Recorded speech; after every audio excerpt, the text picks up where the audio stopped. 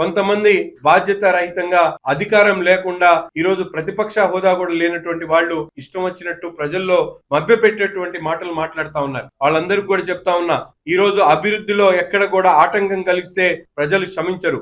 మీ psycho సైన్యానికి అధిపతిగా ఉన్నటువంటి జగన్మోహన్ రెడ్డి ఏదైతే మావిగన్ మూర్ఖుడిగా రాష్ట్రంలో ఖ్యాతిగాంచాడో మీరు కూడా అదే విధంగా ఈ నగరంలో కూడా ప్రజల చేత చీకొట్టుకునేటువంటి పరిస్థితి అని చెప్పి మీకు హెచ్చరిస్తూ, ఇప్పటికైనా ఒళ్ళు దగ్గర పెట్టుకొని చేసేటువంటి అభివృద్ధి కార్యక్రమాలు గాని ప్రజలు మభ్య పెట్టేటువంటి విధంగా వాళ్ళని వేరే రకంగా ఆలోచించేటువంటి విధంగా చేస్తే మాత్రం సహించేది లేదని చెప్పి ఈ సందర్భంగా తెలియజేస్తూ, ప్రతిపక్ష హోదా కూడా లేనటువంటి పులివెందుల శాసనసభ్యుడు తనకు ప్రజలు అవకాశం ఇచ్చారు. ఎంతో బాధ్యతారహితంగా ఈరోజు జగన్మోహన్ రెడ్డి గారు మాట్లాడుతున్నటువంటి పరిస్థితులు మనందరం కూడా గత కొంతకాలంగా చూస్తా ఉన్నాం. తనకు అధికారం ఇచ్చినప్పుడు అన్ని వ్యవస్థల్ని భ్రష్టు పట్టించినటువంటి మూర్ఖుడు జగన్మోహన్ రెడ్డి గారు ఈరోజు అధికారం కోల్పోయిన తర్వాత మావిగన్ అంటూ ఒక మూర్ఖత్వానికి పరాకాష్ట జగన్మోహన్ రెడ్డి గారి వైఖరి. ఎందుకంటే రాష్ట్రంలో ఉన్నటువంటి 5 కోట్ల ఆంధ్ర ప్రజలు కళ్ళారా చూస్తా ఉన్నారు అభివృద్ధి ఏ విధంగా జరుగుతా ఉందో. ఒక పక్కన అమరావతి లాంటి నగర నిర్మాణం కోసం అన్ని రకాలుగా కూడా అభివృద్ధి ప్రణాళికలతో ఈ ప్రభుత్వం ముందుకు సాగేటువంటి పరిస్థితులు కానీ, చెప్పినటువంటి సంక్షేమ కార్యక్రమాలు సూపర్ హిట్ చేసి సూపర్ 6 ని సూపర్ హిట్ చేసినటువంటి పరిస్థితులు కానీ, మీరు ఏం చేశారో ప్రజలకు చెప్పండి. అన్నం తినేటువంటి అన్నా క్యాంటీన్ లేకుండా చేశారు. రాజధాని నిర్మాణాన్ని పూర్తిగా గాలి కొదిలేసి 3 ముక్కలు ఆట ఆడారు. ప్రజల కోసం ఏర్పాటు చేసినటువంటి ప్రజావేదికను కూల్చేశారు. ఏ విధంగా మీరు కావాలని ప్యాలెస్ ఏమో రిషికొండలో 700 కోట్ల రూపాయలతో ప్యాలెస్ కట్టుకున్నారు. ప్రజలకు ఇచ్చినటువంటి భూముల్ని ఈ రోజు ఎక్కడ కూడా పూర్తి స్థాయిలో వాళ్ళకి కావాల్సినటువంటి ఇన్ఫ్రాస్ట్రక్చర్, రోడ్లు వేయలేదు, ట్రైన్లు కట్టలేదు, అక్కడ ఉన్నటువంటి ఎలక్ట్రిసిటీ తీసుకొని రాలేదు, ఏ విధంగా మంచినీళ్ళ సదుపాయాలు ఇవ్వలేదు, వేలాది మందికి ఇరుకున్న ప్లాట్లు ఇచ్చారు, వాటిని పూర్తిగా అభివృద్ధి చేయలేదు. ఏ విధంగా మీరు ప్రజలకి మభ్య పెట్టేటువంటి మాటలు మాట్లాడతారని ఈ సందర్భంగా నేను జగన్మోహన్ రెడ్డి గారిని అడుగుతా ఉన్నా.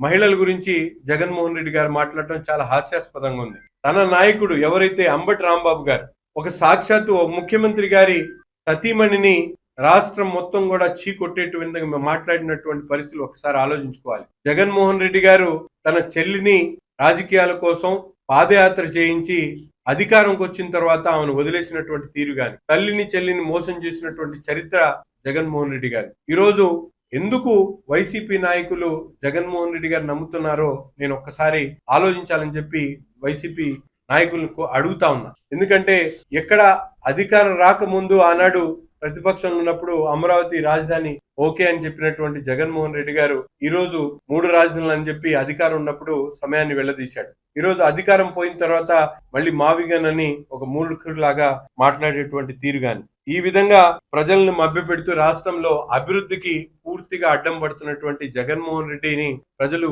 చీకొట్టి 151 సీట్ల నుంచి 11 సీట్లకు తీసుకొని వచ్చారు. ఇప్పటికైనా జగన్మోహన్ రెడ్డి గారి తన వైఖరిని మార్చుకోవాలి.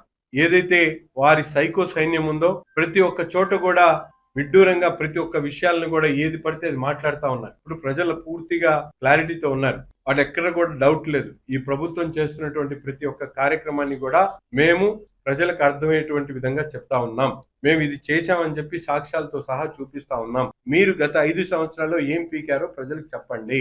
మీకు అధికారం ఇచ్చినట్టు ముఖ్యంగా గుంటూరు తూర్పు నియోజకవర్గంలో మాట్లాడేటువంటి ప్రతి ఒక్కరికి కూడా నేను సూటిగా ప్రశ్నిస్తా ఉన్నా. మీరు గత 10 సంవత్సరాల్లో ఇది చేశాము అని చెప్పి మీరు శాసనసభ్యులుగా ఉన్నప్పుడు ఏం చేశారో ప్రజలకు చెప్పండి.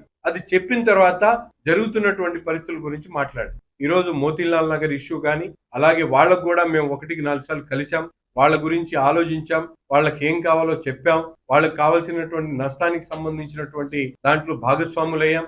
ఈ విధంగా వారి ఒక మానవత్వంతో ఈ పరిపాలన కొనసాగుతా ఉంది. ఎవరు ఎటువంటి మాట్లాడినా కూడా ప్రజలు కూటమి నాయకత్వం వైపు చంద్రబాబు నాయుడు గారి నాయకత్వాన్ని బలపరుస్తా ఉన్నారు.